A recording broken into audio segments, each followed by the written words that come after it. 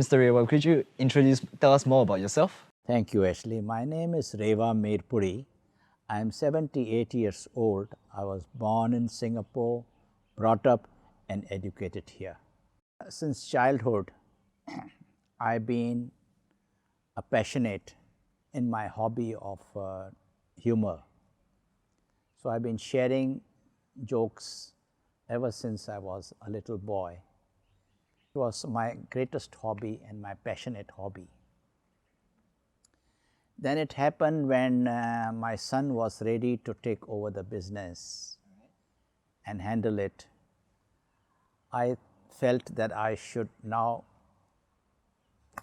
take some time off and pay a little more attention to my own hobby. And so I started sharing jokes and sharing humor with others. When a man holds a woman's hand, before marriage it is love. After marriage, it is self-defense. At the altar stood the bride and the groom, looking at each other with love and affection. The bride said to the groom, "My little peach." The groom said to the bride, "My sweet plum." And the preacher said, "I now pronounce you fruit salad." And one day I got a chance, about 50 years ago, I joined the Rotary Club of Singapore, and in this Rotary Club of Singapore I could do some charitable work with others.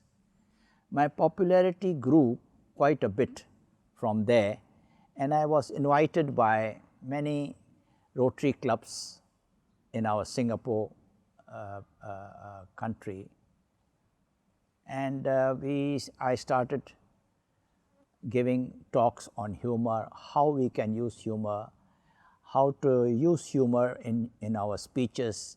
One day, about 20 years ago, little more than 20 years ago, we had this very huge Rotary conference in Genting Highlands. And there I was invited to share jokes and humor with the audience. And I started sharing, giving them top jokes, and they enjoyed it so much, and it brought the whole roof down with laughter, and everybody was so much enjoying. And what happened was that there was this prominent district governor nominee who, hearing so much of my hilarious jokes and entertaining so many people, and he approached me and said, "Rewa, why don't you put these jokes in the book, and you can raise funds?" I say, "But Ettican," his name was Ettican Ramasamy, "Ettican, I love to, but God has blessed me enough. I mean, I don't need any more money." He said, "No," he says, "no, I am not thinking of you making more money. I am thinking of making money for the charity, for projects, so we can use it for the poor and the needy." Giving back to society. Bring it back to the society, exactly. So this idea was an instant, it hit me instantly, and I said, "This is fantastic. And if he is suggesting that I can use these funds for charity, why not I make use of the 1,000 of jokes that are in my database and print a book?" And with this in mind, I approached my club, and they were very delighted because they had heard my jokes, they had enjoyed my jokes. They gave me permission, and we formed a team, and with that team we started publishing the first book called the Book of Humour. This is now 29th reprint, which means we printed 30 times, each time 3,000 to 5,000 copies per time. And we have sold now over 100,000 copies of this book alone. And 22 years now, even the second generation is enjoying the book, and I am sure the third generation will also start enjoying the books, because for one good reason, the jokes there have been really selected very well. These are my collection of my joke books, collected from all parts of the world. all international jokes. There are about more than 100 of these jokes. Don't forget there's a row behind also. And I read all of these books at my leisure time and pick the very best of the best jokes. And there I put it in my new database of new jokes. But then that's not all. Before I actually put them in the print, I test them out with the audience. And if it brings the house down with laughter, then I know it's the right joke. Otherwise, sorry, it is deleted from my computer. So there are thousands and thousands of jokes, but I only select the very, very best and make sure that they are really hilarious and witty. This is my desk where I do my work. I do my marketing from here. A woman was painting the walls and the ceiling of her newly bought apartment. It was very hot, humid.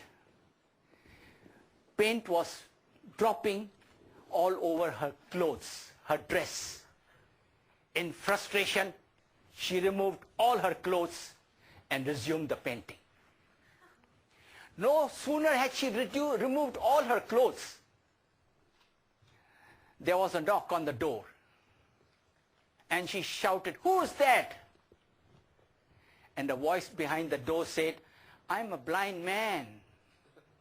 Well, she thought, what can a blind man see? So as she went and opened the door, and the man looked at her. "Wow, you are a very pretty woman."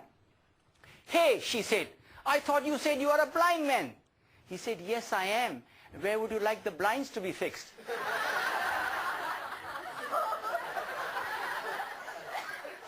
And so by popular demand, they suggested that I write more books. So I said, all right, I'm not going to write books at random. I'm going to test my new jokes first before I write new books.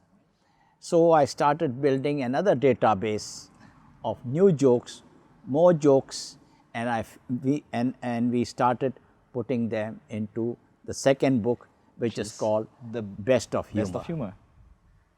This will be the 10th reprint for This the is Best a of Humour. 10th reprint in about, let me see how many years. You see the front page, you will see This will be within 12 years. 12 years, yes. 12 years. And 10th it has been reprint. very, very successful too. And we have sold over about 30,000, 30,000. more than 30,000 copies of that book.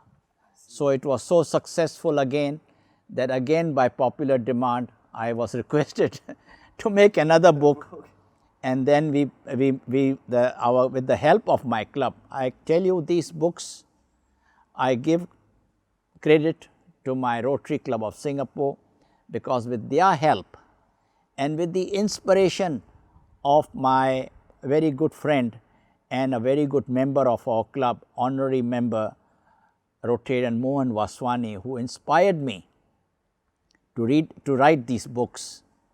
And with his help and the help of all the members of the Rotary Club, these books have come into reality. So I am grateful to the club for the wonderful help they have given me in producing these books, which are only meant for charity. We have now inspired other charitable organizations to buy these books and raise funds for their own clubs, for their own projects.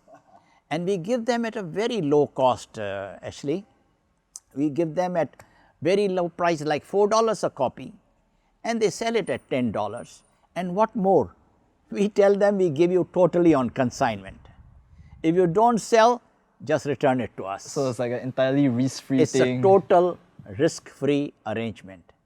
And we don't even take a down payment or upfront fee, nothing of that sort. We just hand over the books to them in good faith, and after a month or so, they say we have sold out everything, here's the money, or here are some books which are left behind, which we have unsold, we return it to you. So in this way, we have sold a lot to various organizations like Asian Women's Welfare Association, the Club Heal, Soroptomis, various Rotary clubs, Lions clubs. Singapore Children's Society, many organizations have taken advantage of this wonderful offer, totally risk-free arrangement offer, where they don't have to take inventory of the books, they don't have to put any money up front, and they just collect the books, sell it to the public and take money for their own charitable project. And we also feel happy helping these people because they too are helping the charity. So, the bottom line is charity, total charity. So none of these proceedings actually go to any of you in the Nobody Rotary Club? makes a penny. Not one. In fact, we members sometimes come out from our own pockets for some expenses. And some members have been so generous, they have even what you call paid for the whole printing cost of the book as a donation for charity. As an advocate of humor and charity, what are the things you like to tell our viewers? Perhaps some words of advice, words of wisdom, words of humor would be great too.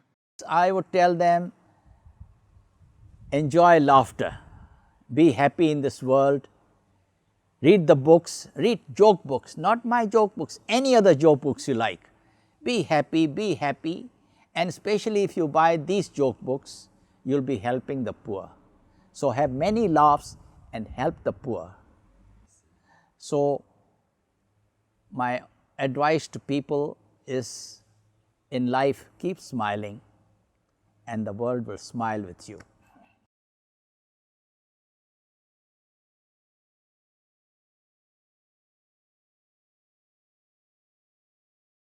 They say when a guy opens the door of his car for his wife, you can be sure of one thing. Either the car is new or the wife.